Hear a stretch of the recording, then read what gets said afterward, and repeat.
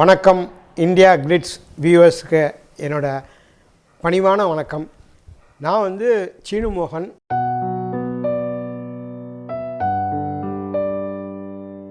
ஒரு 14 இயர்ஸ் வந்து டோட்டலாக தளபதி தான் கடைசியாக நான் பண்ணினதுன்னு நினைக்கிறேன். அதுக்கப்புறம் வந்து எனக்கு வாய்ப்பே கிடைக்கல. பிடிவாதமாக நான் டிவி சீரியல் பண்ணல. ஏன்னா அந்த டிவி சீரியல்லாம் வாழம் வந்துட்டா, ஓடி போயிட்டான், நாசமாக போயிட்டா, பிஸ்னஸில் போண்டி ஆகிட்டான், இந்த மாதிரி கதைகளில் நம்ம ஃபிட்டினே ஆக மாட்டோம். என் ட்ரீம் லேண்டுக்கு போயிட்டுனா எனக்கு டிசப்பாயின்மெண்ட்டே கிடையாது. எனக்கு என்ன வேணுமே, நான் ஆஸ்கார் அவார்டு வாங்கிட்டேன், நேஷ்னல் அவார்டெலாம் வாங்கிட்டேன். ஆமாம், அது கிடைச்சது. குழியில் குழந்தைங்க ஊந்துரும்ல, அந்த குழந்தை ஊந்தோடனே அது ஒரு 14 மணி நேரம் போராடுவாங்க. அந்த குழந்தையோட மனநிலையை யோசிச்சு பாருங்களேன். நல்லா இருந்தோம், அம்மா மடியில் தூங்கணும், பால் குடித்தோம், பக்கத்து வீட்டு பிள்ளைங்களோட விளையாண்டோம், மூச்சு திணறுது, எங்கேயோ மாட்டிக்கிட்டோம், என்ன ஆச்சு, ஏன் நமக்கு இந்த நிலைமை? அந்த அவஸ்தை தான் எனக்கு 14 வருஷம் இருந்தது. அந்த குழந்தைக்கு 14 மணி நேரம் இருக்கும், எனக்கு 14 வருஷம் இருந்தது.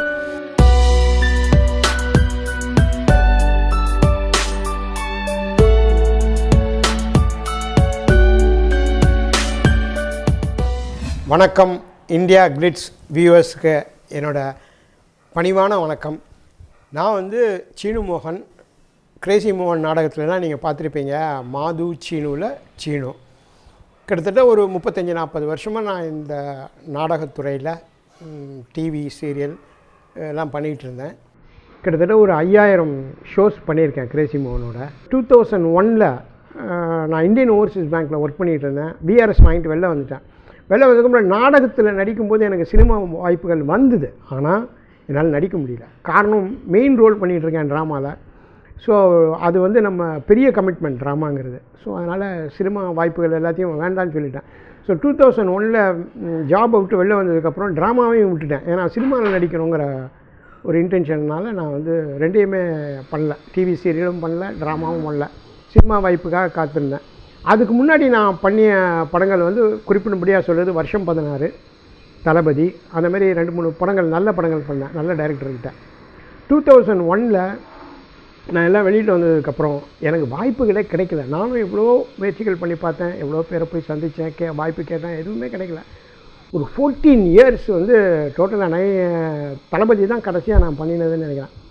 அதுக்கப்புறம் வந்து எனக்கு வாய்ப்பே கிடைக்கல. கிட்டத்தட்ட 14 வருஷங்கள் வந்து வீட்டிலே இருக்க முடியாது போச்சு. ஏன்னா பிடிவாதமாக நான் டிவி சீரியல் பண்ணல. ஏன்னா அந்த டிவி சீரியல்லாம் வாழம் வந்துட்டா, ஓடி போயிட்டான், நாசமாக போயிட்டா, பிஸ்னஸில் போண்டி ஆகிட்டான், இந்த மாதிரி கதைகளில் நம்ம ஃபிட்டினே ஆக மாட்டோம் காமெடியில். ஸோ அதனால் டிவி சீரியல் நான் ரொம்ப பண்ணலை.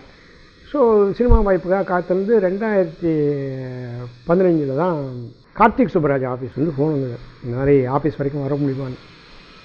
எனக்கு முதல்ல எனக்கு ஆச்சரியம், ஏன்னா அவர் நல்ல டைரக்டர். சரி போனேன் டெஸ்ட் ஷூட் பண்ணாங்க, ஓகே பண்ணாங்க. சரி ஏதோ ஒரு சின்ன ரோலாக தான் இருக்கும் அப்படின்னு நினச்சேன். ஆனால் படத்தில் ரொம்ப முக்கியமான ரோலை எனக்கு கொடுத்துருந்தார் கார்த்திக் சுப்பராஜுக்கு. என்ன, அதாவது இந்த குழியில் குழந்தைங்க ஊந்துரும்ல, அந்த குழந்தை ஊந்தோடனே அது ஒரு 14 மணி நேரம் போராடுவாங்க. அது பக்கத்தில் ஒரு குழியை தோண்டி அதுலேருந்து அந்த குழந்தைய எடுக்க முடியுமா, எல்லாம் விடிய நடக்கும். அந்த குழந்தையோட மனநிலையை யோசிச்சு பாருங்களேன். நல்லா இருந்தோம், அம்மா மடியில் தூங்கணும், பால் குடித்தோம், பக்கத்து வீட்டு பிள்ளைங்களோட விளையாண்டோம், மூச்சு திணறுது, எங்கேயோ மாட்டிக்கிட்டோம், என்ன ஆச்சு, ஏன் நமக்கு இந்த நிலைமை? அந்த அவஸ்தை தான் எனக்கு 14 வருஷம் இருந்தது. அந்த குழந்தைக்கு 14 மணி நேரம் இருக்கும், எனக்கு 14 வருஷம் இருந்தது. கார்த்திக் சுப்பராஜ் லெஃப்ட் ரைட் போட்டுன்னு வந்தார், உள்ளே கையை விட்டார், என்னை தூக்கி வெளில போட்டார். என்னை தூக்கி வெளில போட்டு இந்த ரோல், ஏன்னா top producers, top director, top heroes, 3 பேருமே டாப் ஹீரோஸ், 3 டாப் ஹீரோயின்ஸ், இவங்களுக்கு ஈக்குவலாக எனக்கு வந்து ஒரு முக்கியமான ஒரு கேரக்டர் கொடுத்துருக்காருன்னா வந்து காட் சென்ட் தான். கார்த்திக் சுப்பராஜுக்கு நான் ரொம்ப கடமைப்பட்டிருக்கேன். நன்றின்னு சொல்லிகிட்டே இருக்கேன். இன்னும் எனக்கு வாய்ப்புகள் கிடச்சா இன்னொன்று நிறையா நன்றி சொல்லுவேன். இறைவி படத்தோட கிளைமேக்ஸ் உங்களுக்கு நல்ல பேரை வாங்கி கொடுத்தது மட்டும் இல்லாமல் ஒரு நல்ல ரீச் கொடுத்தது. அந்த சீனில் ஒர்க் பண்ணதை பற்றி சொல்லுங்கள். கிளைமேக்ஸ் எடுக்கும்போது அவங்களாம் ஒரு டிஸ்டன்ஸில் இருந்தாங்க, நான் தள்ளி இருந்தேன். ஒரு அசிஸ்டன்ட் டைரக்டர் இருந்தார். சார், இதான் டைலாக்கு, இதில் வந்து நீங்கள் எங்கே அழணும், எங்கே பிரேக் டவுன் ஆகணும் எல்லாம் நீங்கள் தான் டிசைட் பண்ணிக்கோ, எப்படி பண்ணுறதுன்னு, ஏன்னா நல்ல சீனு அப்படின்னு சொல்லிட்டு ஒருத்தர் போனார். இன்னொருத்தர் வந்தார். சார், டைரக்டர் சொல்லிட்டாரு, உங்களுக்கு என்ன வேணுமோ டீ, காஃபி, கூல்ட்ரிங்க்ஸ் என்ன கேட்டாலும் ப்ரொடக்ஷனில் கொடுக்க சொல்லிட்டாரு. அப்புறம் இன்னொரு அசிஸ்டன்ட் டைரக்டர் வந்தார். அவர் வந்துட்டு, சார் ரிலாக்ஸ்டாக இருங்க, ஷார்ட் ரெடி, வாங்க வாங்கன்னு யாரும் அவசரப்படுத்த மாட்டாங்க, வாங்கன்னு சொல்லிட்டு போவாங்க, நீங்களாம் மெதுவாக பொறுமையாக கிளம்புவாங்க. அப்படி இப்படின்னு ஒவ்வொருத்தராக வந்து இந்த மாதிரி சொல்லிகிட்டு இருந்தோன்னே எனக்கு ரொம்ப பீடிகை போடுற மாதிரி இருந்தது. அப்புறம் பார்த்தா கார்த்திக் சுப்ராஜன் நடந்து வரார் என்னை நோக்கி. நான் என்ன நினச்சேன், சரி சார் ஒழுங்காக பண்ணுங்கள் சார், இது ரொம்ப முக்கியமான சீனு, நீங்கள் பாட்டுக்கு ஏதாவது சொல்லி அப்படி ஏதோ ஹார்ஷாக சொல்ல போகிறாரான்னு நினச்சேன். வந்தார், படம் ஃபுல்லாக பண்ணியிருக்கீங்க, ரொம்ப நல்லா பண்ணியிருக்கீங்க, இது ரொம்ப முக்கியமான சீன், இதில் நீங்கள் எப்படி பண்ணுறீங்களோ அதில் தான் உங்கள் கேரக்டர் படத்தில் நிற்கும், அதனால் நல்லா பண்ணுங்க அப்படி இயல்பாக சொல்லிவிட்டு போயிட்டேன். வந்தார், இயல்பாக சொல்லிவிட்டு போயிட்டார்.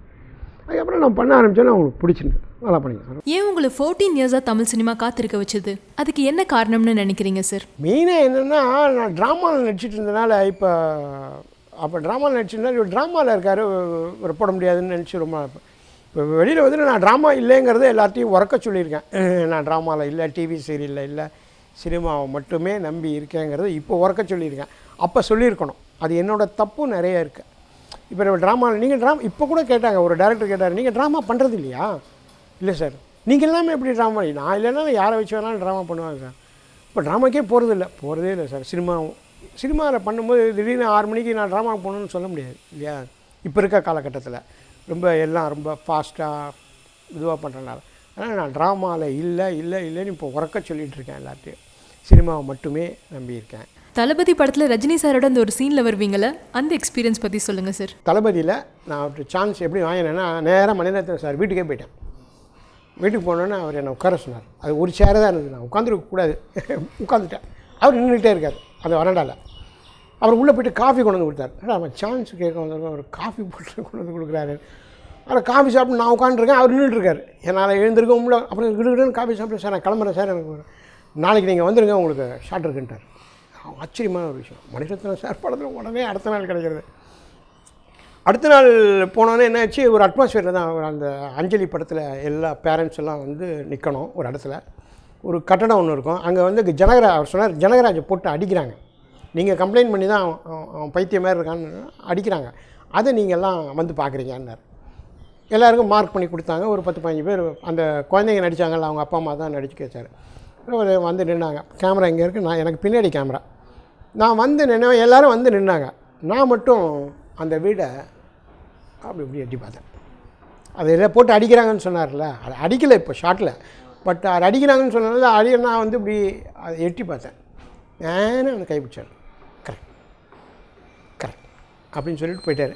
நேராக தளபதியில் ரஜினி பக்கத்தில் நிற்க வச்சு டைலாக் பேச வச்சார். சாரோட பக்கத்தில் நின்று நான் டைலாக் பேசினேன். அது எப்படின்னா, சொல்லுடா அப்படிம்பாரு. நான் சொல்லுவேன், இந்த மாதிரி என் பொண்டாட்டியை இது பண்ணிட்டு போயிட்டாங்க. அப்போ அவங்க அம்மாட்ட சொல்ல, இந்த மாதிரி பண்ண, அதனால தான் நான் அவனை கொன்னேன் அப்படிங்கிற மாதிரி சொல்லுவார். நான் பேசி முடித்த உடனே ஷார்ட் ஓகே ஆனோன்னா என்னை பார்த்தோன்னா, நல்லா பண்ணிங்க சார், ரொம்ப நல்லா பண்ணிங்க சார், மனசு திறந்து பாராட்டினார், ரொம்ப மனசு திறந்து பாராட்டினார். அடுத்த நாள் அவர் நடந்து வருவார், வேகமாக நடந்து வருவார். அந்தமாதிரி அடுத்த நாள் காலையில் ஷூட்டிங் வரும்போது வேகமாக நடந்து என்னை பார்த்து நின்று, நல்லா பண்ணீங்கன்னு மறுபடியும் ஒரு 4-5 வாட்டி அப்ரிஷியேட் பண்ணார். என்னை பொறுத்த வரைக்கும் இந்த இண்டஸ்ட்ரியிலே அவர் சூப்பர் ஸ்டார். அவர் ஏன் சூப்பர் ஸ்டாராக இருக்காருன்னு எனக்கு ஒரு இது இருந்தது, அன்றைக்கி தான் தெரிஞ்சது. அடுத்தவங்க ஒர்க்கை பாராட்டுற அந்த குணம் இருக்குல்ல, அந்த ஆட்டிடியூட் இருக்குல்ல, அது அவங்க தான் பெரிய ஆளாக இருப்பாங்க. ஆண்டவன் கட்டளை விஜய் சேதுபதியோட ஒர்க் பண்ணியிருக்கீங்க, என்ன மாதிரியான ரோல் சார்? எப்படி அந்த சான்ஸ் கிடைச்சிது? மணிகண்டன் சார் வந்து டெஸ்ட் ஷூட் பண்ணிகிட்டு இருக்காரு ஆர்டிஸ்ட்டுக்குன்னொன்னே நான் போயிட்டேன் ஆஃபீஸ்க்கு. போனோன்னே என்ன சார், நீங்களாம் அசிஸ்டன்ட் டைரக்டர்ஸ்லாம் சார், நீங்களாம் பெரிய ஆர்டிஸ்ட் சார் அப்படின்னா. பெரிய ஆர்டிஸ்ட் சின்ன ஆர்டிஸ்ட்லாம் கிடையாது, நீங்கள் டெஸ்ட் ஷூட் பண்ணுறீங்களா, நான் வந்துருக்கேன் எடுங்க. அப்புறம் எடுத்து அவருக்கு போட்டு, இவர் பெரிய ஆர்டிஸ்ட், இவரெல்லாம் போய் டெஸ்ட் ஷூட் பண்ணியிருக்கீங்களேன்னு மணிகண்டன் சார் கேட்டிருக்காரு. இல்லை சார், அவர் தான் இன்சிஸ்ட் பண்ணார் பண்ண சொல்லி அப்படின்னு. அதில் ஒன்றும் தப்பு இல்லை. இவ்வளோ வருஷத்துக்கு முன்னாடி எப்படி இருந்தோம் அப்படிங்கிறது இல்லை, இப்போ என்ன ட்ரெண்டில் இருக்காருன்னு அவங்க தெரிஞ்சுக்கிறதுல தப்பு இல்லை. அதனால் தாராளமாக அவருமே கொஞ்சம் யோசித்தார், சின்ன ரோலாக இருக்கே எப்படி கொடுக்குறதுன்னு. உங்கள் படத்தில் நான் அட்மாஸ்ஃபியரில் ஓட சொன்னால் கூட ஓடுறேன் சார், நான் பண்ணுறேன்னு சொன்னாலும் அப்போ டிசைட் பண்ணி சரி ஒன்று கொடுத்தாரு. நான் பண்ணினது அவருக்கு ரொம்ப பிடிச்சிருந்தது. அதான் அகெயின் நான் சொல்கிறேன், சின்ன ரோல் பெரிய ரோல்லாம் கிடையாது, அந்த மாதிரி டேரக்டர்கிட்ட ஒர்க் பண்ணணும். Vetrimaaran sir, Manikandan sir, Karthik sir, இவங்கள்ட்டலாம் ஒர்க் பண்ணணும். ஒரு பாஸ்போர்ட் ஆஃபீஸர் ரோல், ஒரு கோக் மார்க் பண்ணுற பாஸ்போர்ட் ஆஃபீஸர் ரோல். முன்னாடி எல்லாம் தியேட்டர் ஆர்டிஸ்ட்டுக்கு ஃபிலிம்ஸில் நல்ல வாய்ப்பு கிடைச்சிது. பட் இப்போ அவங்களுக்கான அந்த இம்பார்ட்டன்ஸ் குறைஞ்சது எதனால சார்? இல்லை, ஒரு காலகட்டத்தில் பார்த்தீங்கன்னா நாடகத்தில் நடிக்கிறவங்கள தான் சினிமாவில் யூஸ் பண்ணிகிட்டு இருந்தாங்க. முத்துராமன் சார், சிவகுமார் சார், இவங்க எல்லாருமே, மேஜர் சுந்தரராஜன், இவங்கெல்லாம் நாடகம் போட்டுக்கிட்டே சினிமாவில் நடிச்சிருந்தாங்க. அப்போ காலகட்டங்களில் இந்த வசனங்களுக்கு முக்கியத்துவம் இருந்தது. அந்த வசனங்களுக்கு முக்கியத்துவம் வந்து உங்களுக்கு ட்ராமாவில் நடிக்கிறவன்ட்டு நீங்கள் 10 பக்கம் வசனம் கொடுத்தா கூட அதை அழகாக மாடுலேஷனோட சொல்லிடுவாங்கங்கிறனால ட்ராமா ஆர்டிஸ்ட் அப்போ நிறைய யூஸ் பண்ணாங்க. அதுக்கப்புறம் இப்போ டப்பிங் வந்துடுச்சு. சும்மா வாயை ஸ்டெப் வரும், யாரையாவது விட்டு டப் பண்ணி சரி பண்ணிடலாம். அது கூட கமல் படத்தில் கூட வரும், பப்ளுக்கம்மா நீங்கள் மெல்லுங்க, நீங்கள் மெல்லுற மாதிரி அதுக்கு தகுந்தப்பல நான் இது பண்ணிக்கிறேன் அப்படின்னு சொல்லுவேன். அந்த மாதிரி வந்ததுக்கப்புறம் அவங்க நாடக நடிகர்களை ரொம்ப நாடலை. அந்த சமயத்தில் நான் நாடகத்தில் நிறைய நடிச்சிருந்தேன். யாருமே வந்து பெருசாக ட்ராமா ஆர்டிஸ்ட்டு இவர் போடலாம் அப்படிங்கிறது இல்லை, யாரை வேணால் போடலாம் அப்படிங்கிற மாதிரி வந்ததுக்கப்புறம் ட்ராமா ஆர்டிஸ்ட்டை இன்க்ளூட் பண்ணேன். அதனால தான் நான் ட்ராமா விட்டேன். ஏன்னா எனக்கு சினிமா வாய்ப்பு வரணுன்னா ட்ராமா விட்டால் தான். ட்ராமா வந்து பெரிய கமிட்மெண்ட்டு. நீங்கள் நிறைய தியேட்டர் பிளேஸில் மாது பாலாஜியோட ஒர்க் பண்ணியிருக்கீங்க, அவரை பற்றி சொல்லுங்கள். மாது பாலாஜியை பற்றி சொல்லணுன்னா ரொம்ப நல்ல ஃப்ரெண்டு, எனக்கு ரொம்ப க்ளோஸ். எனக்கு என்னெல்லாம் கஷ்டம் வருதோ அதை அவங்கள்ட்ட தான் சொல்லுவேன். எனக்கு நிறைய ஹெல்ப் பண்ணியிருக்கான், என் பிள்ளைங்களுக்கெல்லாம் நிறைய ஹெல்ப் பண்ணியிருக்கான்.